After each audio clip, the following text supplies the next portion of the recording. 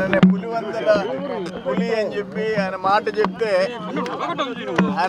చెప్తే నేను వెనక్కి పోను అని చెప్పి ఇప్పుడేమో అసెంబ్లీకి వస్తున్నాడు. అంటే 60 రోజులు అసెంబ్లీకి రాకపోతే సభ్యత్వం పోతుందని, పోతే పులివెందలు కూడా గెలవలేమని ఆ భయం పట్టుకుంది. ఇప్పుడు 11 వచ్చినాయి, 1 కూడా వచ్చే పరిస్థితి లేదనే భయం వచ్చింది.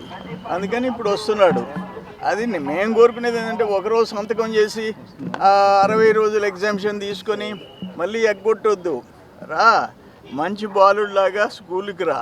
ఇప్పుడు అక్కడ చెప్తున్నావు కదా, జైలు కాడ బెయిల్ దగ్గర బట్టలు ఇప్పేస్తాను.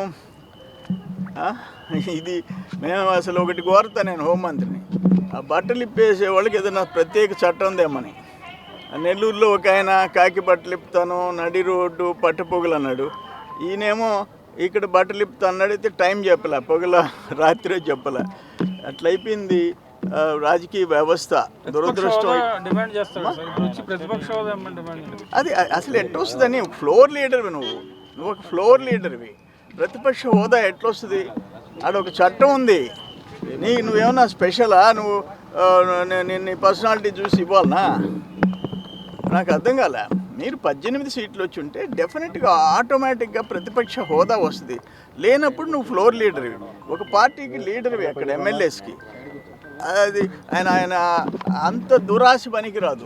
చట్టాలకి అతీతంగా. మళ్ళీ ఇంకో మాట, చంద్రబాబు నాయుడు గారికి ఎంత టైం ఇస్తే నాకు అంత టైం ఏంటని నాకు అర్థం కాలే. అట్లుంది ఆయన.